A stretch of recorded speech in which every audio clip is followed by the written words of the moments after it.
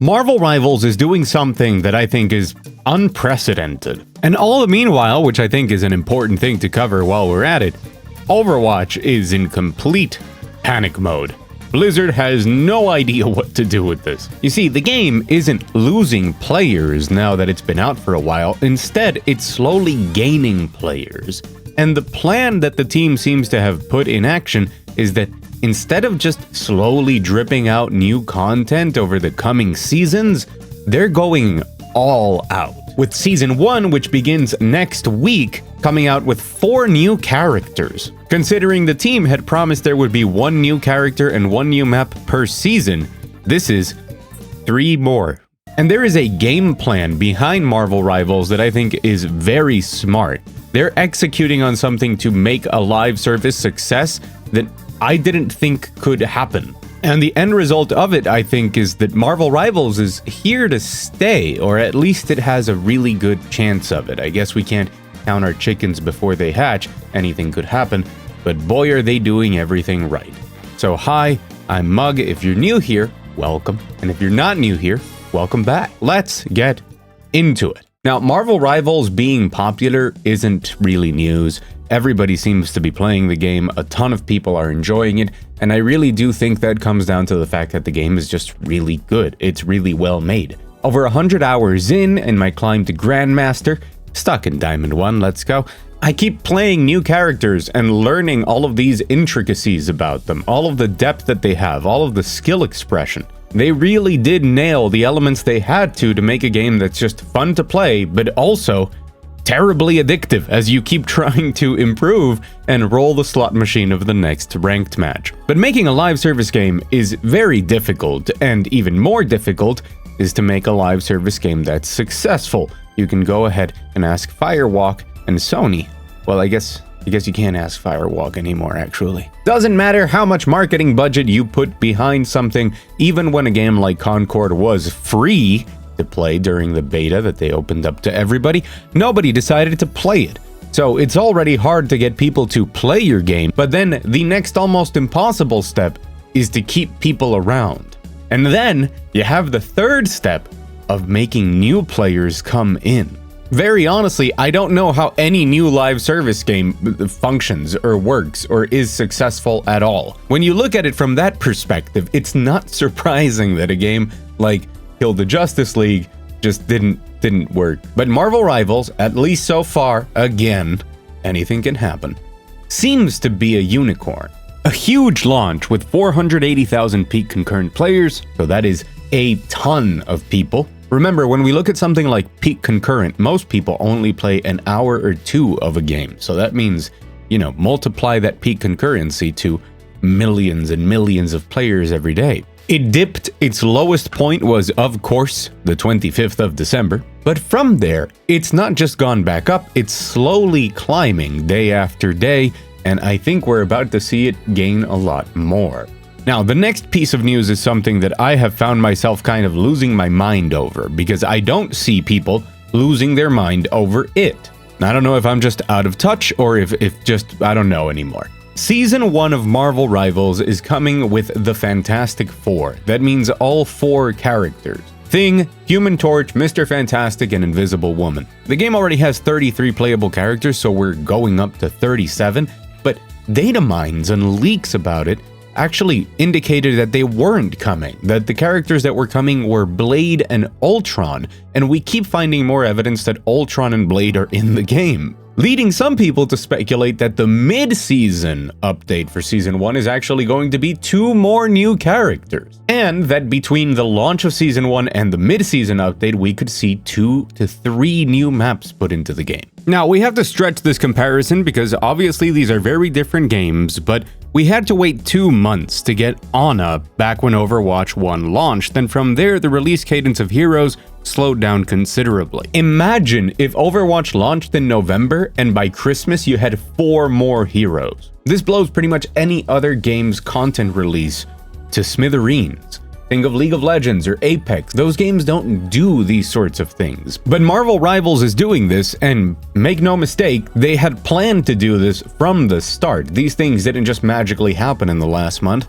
this was always the game plan for NetEase. By doing this sort of thing, this massive content drop, they're doing a ton of different things for players. For one, everybody who played the game at launch and for some reason stopped playing is very probably going to come back and play it because this is such a big update. The game is still fresh in their minds, they don't have to readjust, nothing has really changed that much, but you can recapture those players. You get a second chance at enticing those players to come play and stick around, which is massive. On top of that, having a huge update means that the news cycle around Marvel Rivals continues. I'm participating in it right now, I guess, which helps spread the word and make more people curious about playing it or jumping in with this Season 1 update. And for the players who are there, who are already committed and enjoying the game, it creates this feeling that you never know what's going to happen with the next update. Because they said one hero, one map per season, and look at what we have here. Look at all of the information from the data mines. There is so much concrete evidence already in the files, abilities, character models, not just for what we're getting in Season 1, but for many things beyond that. We know Emma Frost is coming as a Vanguard. We know Hitmonkey is a thing. Phoenix is in there. There's just a ton of information. Here you go. Let me put it on screen. This is all we know. We even have map data for about 5 new maps. Committing to this sort of release schedule is something that I have not seen and is just brilliant because it's designed to keep the hype around the game high. And that maximizes the potential you have of making people come and play the game. Ultimately, the most important part about all of this is that the game is really good.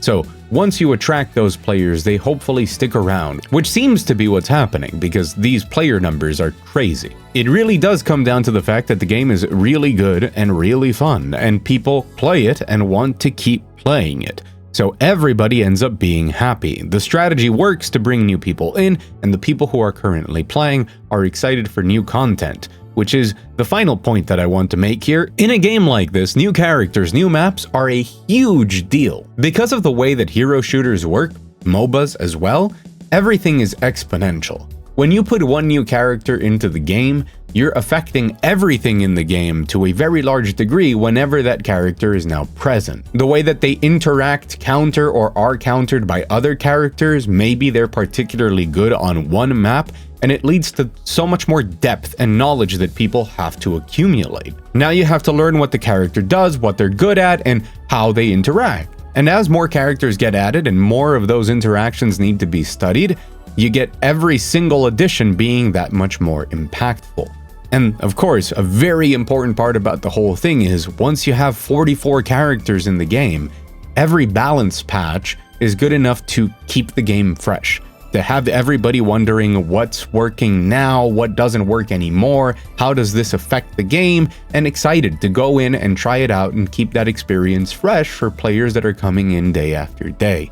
All of those things are so much more impactful with how much content there is in the game to start with. It's absolutely bananas to me that a developer can come out swinging like this with such a success, but then coming and supporting the game with an amount of content that's just absolutely crazy. And like I said at the top, meanwhile, what's going on over in the world of Overwatch? Well, they're continuing with their different 6v6 playtests, but they haven't even announced a roadmap for 2025. After Overwatch and their team visibly panicked with things like free skins to try and compete with Marvel Rivals, now they haven't even announced what they're doing for 2025.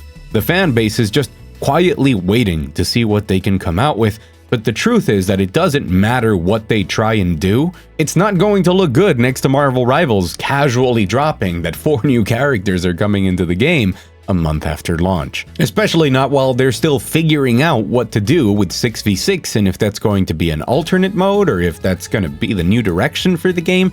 There's just so much uncertainty that staying quiet while the new kid on the block is just swinging as hard as they can isn't a good look. But as I've said many times before, that competition is good. Hopefully it lights a fire under the Overwatch team and gets them working to make that game better. And I know I've been covering a lot of Marvel Rivals and information around it, but that's because I used to be an Overwatch guy, and Marvel Rivals has really taken up a lot of my time. But don't worry, There's a ton of really cool videos about the general variety stuff coming soon. But at the end of the day, I do want to talk about the things that I'm enjoying a lot. And Marvel Rivals, I think, is an incredible game. And if you're a fan of the channel and you haven't tried it out, I think you should. And you can even check out my beginner's guide that I made. I think that's a pretty good starting point once you get your feet wet. Overall, I think this is a brilliant strategy that works out great for everybody involved, and it makes me very excited for the future of Marvel Rivals and where it's headed.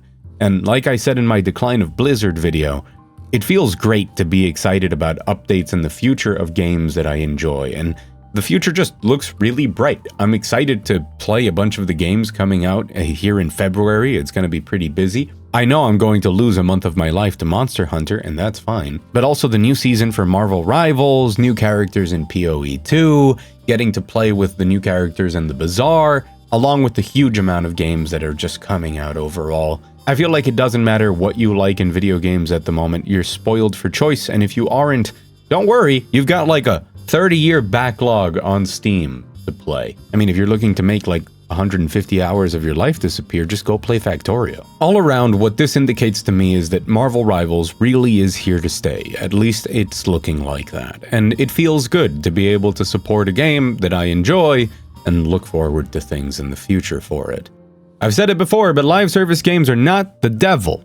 It always depends on how you execute them. They're just a tool. You can use it for good or for evil. In any case, if you enjoyed the video, you know what to do. Hit the like button. Let me know down below what you think about Marvel Rivals. Do you think this is a game that's going to manage to stick around, that it's going to be successful long term? What are your expectations for it? Are you playing it? But overall, thank you for watching, and an extra special thanks to my patrons up on the $1 patron wall. It's called that way because there's only one tier, $1. We got a new column on it, so I don't know what to do with the wall from here. But for now, I'm just going to keep adding the names. Thank you, all of you, so much. And as always, go out there, enjoy some great video games, and I'll see you again very soon.